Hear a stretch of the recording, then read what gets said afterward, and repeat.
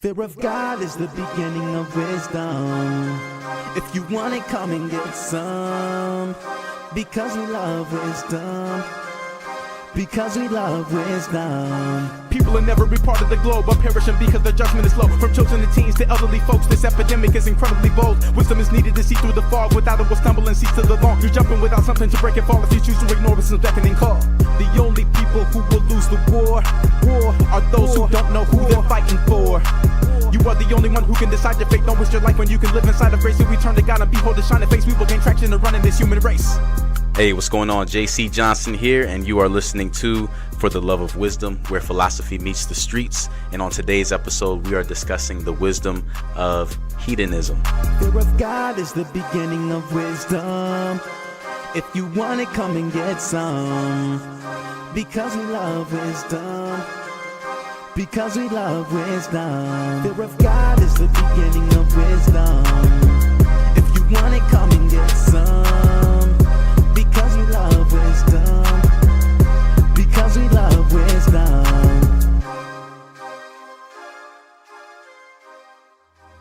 For the Love of Wisdom, where philosophy meets the streets, we are back, and we are discussing a topic that's pretty interesting. We're discussing hedonism. We're trying to look at what is it that we can possibly gain that's positive from this. Because this show is called For the Love of Wisdom, right? So everything that we're talking about, we're trying to figure out what good can we take from this? You know, how can we apply it to our lives to make our lives better, more productive, to put, make sure that we're on the right path. So that is what we're talking about. Before the break, I had mentioned that I recently released a book. It's called The 40-Day Fire, Burning Away All That Does Not Resemble Your Destiny. And that's something that you can get right now. It's in stores, Amazon.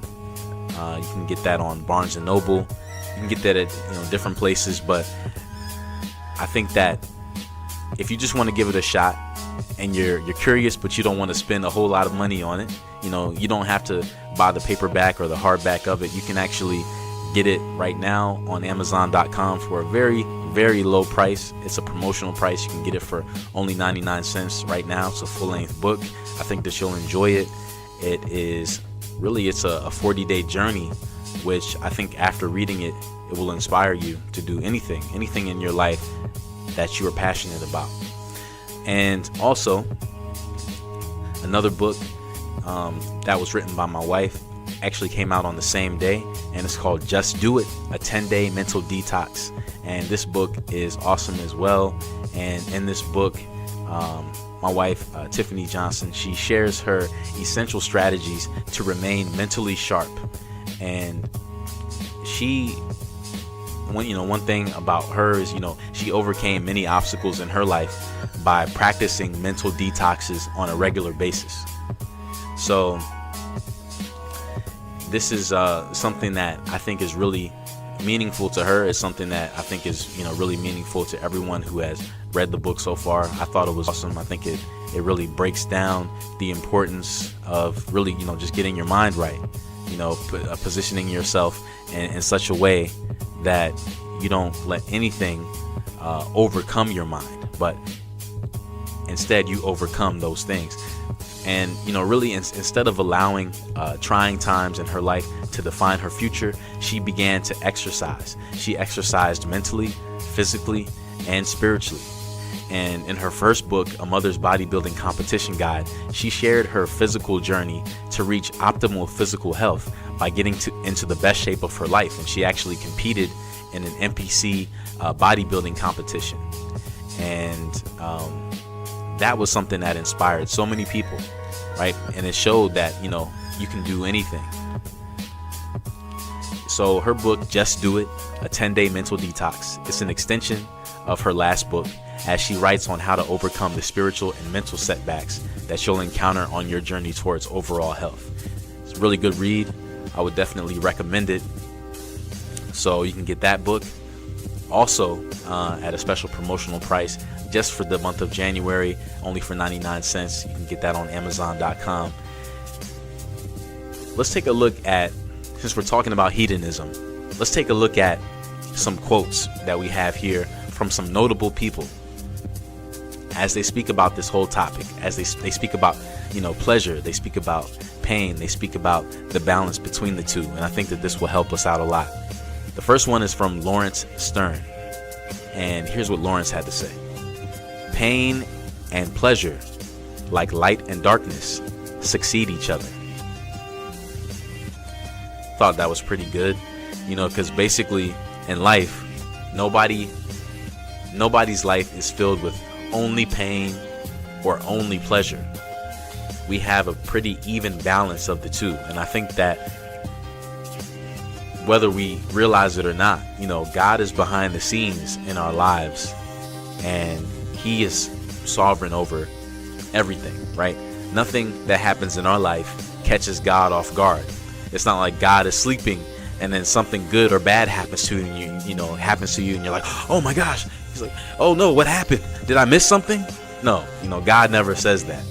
He knows exactly what's going on. And that's something that we can be encouraged by. We can be encouraged by the fact that God knows everything that's happening in our lives. And as a result, he positions us in the best way possible to be able to deal with anything, right? He knows what pain may do for us on Monday and what pleasure can do for us on Wednesday, right? He knows. And he knows that we can't get that same pleasure on Monday or get that same pleasure on Wednesday. No, it can't happen that way. He knows exactly when certain things can or can't happen. And we may say, well, I wish that pain would never happen on any day. I don't care if it's Monday, Tuesday, Wednesday, Groundhog Day, whatever. I shouldn't have to experience that at all. But, with God, he wants us to know that sometimes things happen for a reason. And something painful can actually sometimes be a form of protection for you, because you never know. Let's say you're running and you accidentally trip on you trip on a rock or something, and you fall and you bust your knee. Maybe your knee gets dislocated and you have to go to the hospital and get it fixed, and you say, oh, this is the worst thing that's ever happened to me in my entire life. Nothing could be worse than this. But what if instead of falling and tripping on that rock and hurting your knee, what if you kept running, but then a tree fell on you and you died, right? That would be far worse. So there's a reason for everything. And I say that to say that just because something bad happens in your life, it doesn't mean that there's no purpose in it. The thing about life, though, is that we're not given full details about why certain things happen. Let's say, somebody hurts you, right? Let's say somebody steals from you, or someone that you're with breaks your heart. You may say, what good can come out of any of that? But there's reasons for things that go beyond our understanding. These are some things that only God knows. And maybe one day he'll choose to reveal them to us. But then again, maybe he won't. Maybe we'll always just wonder. But one thing that we do have to remember is that if God is in control, if he knows exactly what's going to happen today, tomorrow, and the day after that, then we can have confidence in knowing that he's fully capable of leading us exactly where we need to be in order to experience everything in this life that he would have for us to experience. That's the positive thing. That's the encouragement that we can get out of that. So one other quote here. It's from Walter Bagholt, and it says, "The greatest pleasure in life is doing what people say you cannot do." Now that should be encouraging to you, especially if you're facing opposition from people in your life. Let's say you have some people who are just hating on you for whatever reason. They don't like what you've achieved, right? They wish that they could have what you have for whatever reason. Now you may, be saying, wow, if only you knew what I really had going on, you wouldn't want to be me. But hey, that's what life is like. You always have those people who are envious, people who always want to take what you have. But there's no need to be worried about that. We don't have to be discouraged or afraid because of it, because really these people have no idea that, you know, you got to where you got by doing whatever you did to get there. And if they don't put in the same work that you put in, it's not going to be the same. Don't be discouraged when people don't like you, or, you know, people say you can't do something, because remember, when you actually do achieve it, it's going to feel so good, right? One last quote here from Danny Meyer, and this one here says, "I'm a big believer that you can try to challenge the world based on philosophy, doctrine, and belief. But I think the thing that really drives the world is hedonism, the pleasure factor." And I think that that's pretty interesting that he said that, because as we've been saying today, a lot of people do live solely for pleasure. But hopefully we'll know also from what we went over that that's not enough. But more on that after this. North Coast Underground, where the underground starts with you. JC Johnson here for the love of wisdom, where philosophy meets the streets. Hey, what's going on? JC Johnson here for the love of wisdom, where philosophy meets the streets. We're back, and we're talking about hedonism today. We're getting ready to conclude our conversation, but you know, I can't conclude the conversation without bringing this home, looking at what does the Bible have to say about this. It has a lot to say about this, and I'm going to try to get through all of these with the time that we have left, but here it is. Proverbs 21:17.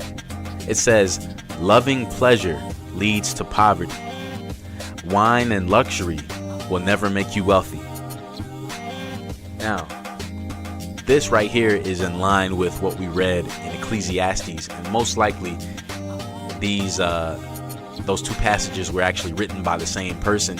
And what it's saying here is that ultimately, loving pleasure, right? Pleasure for pleasure's sake, only doing what feels good,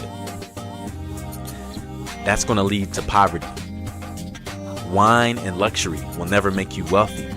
And again, this is not saying a person who has one glass of wine every now and then. This is talking about someone who has given themselves over to drunkenness, a person who's never sober.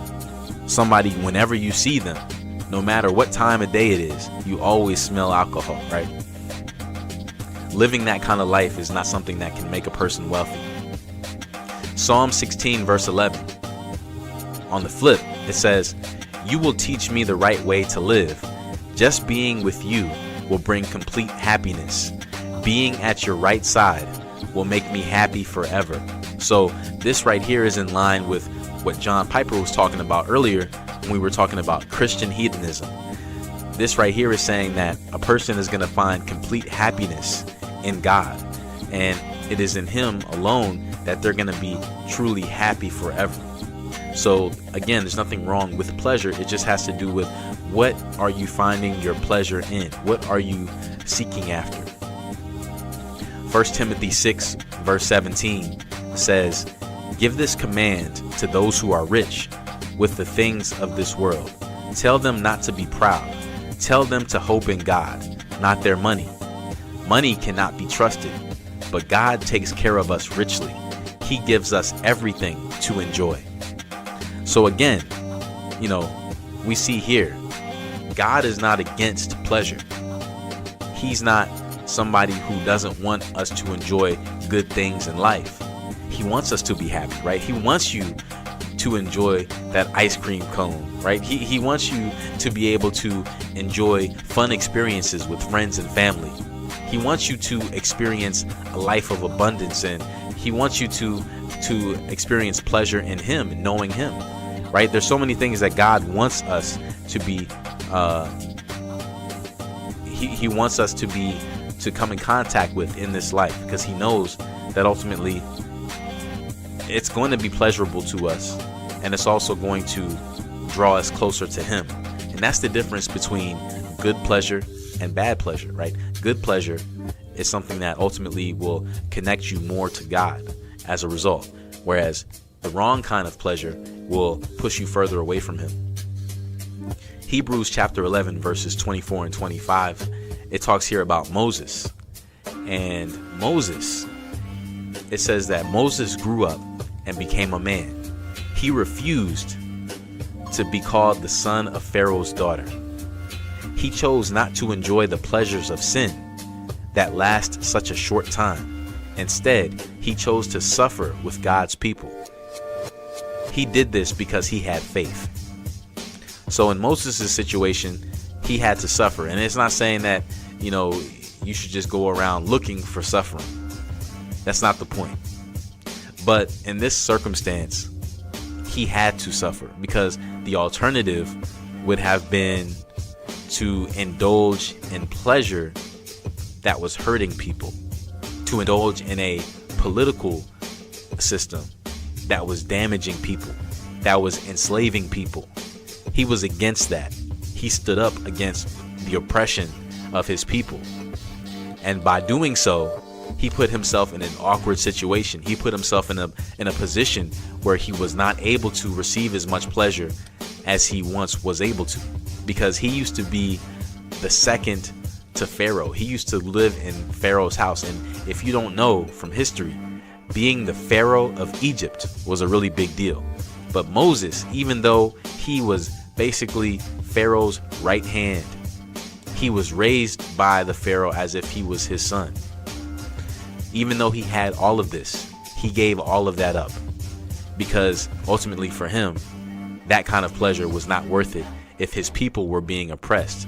So he fought against that oppression and he helped to free his people, millions of people that were saved because of him, because of the sacrifices he made, because he decided not to live his life for pleasure.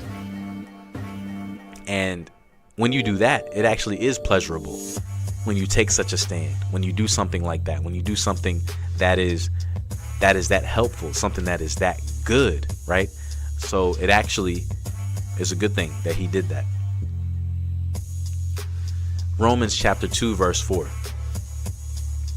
It says, God has been kind to you. He has been very patient, waiting for you to change. But you think nothing of his kindness. Maybe you don't understand that God is kind to you so that you will decide to change your lives. Other translations say, maybe you don't understand that God's kindness or God's goodness, it leads you to repentance. So, God does good things for everybody, regardless of who you are. You could be a good person or an evil person. God will still be good to you because you were created by him and he loves you and he thinks the world of you, right? So he's still going to do good for you. But the purpose of him doing good for you, even if you're not doing good, is that ultimately you would be so broken over that.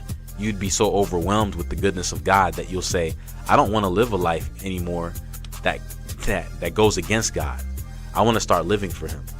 But that's all the time we have for today. JC Johnson here for The Love of Wisdom, where philosophy meets the streets. See you next time. Fear of God is the beginning of wisdom. If you want it, come and get some. Because we love wisdom. Because we love wisdom. Fear of God is the beginning of wisdom.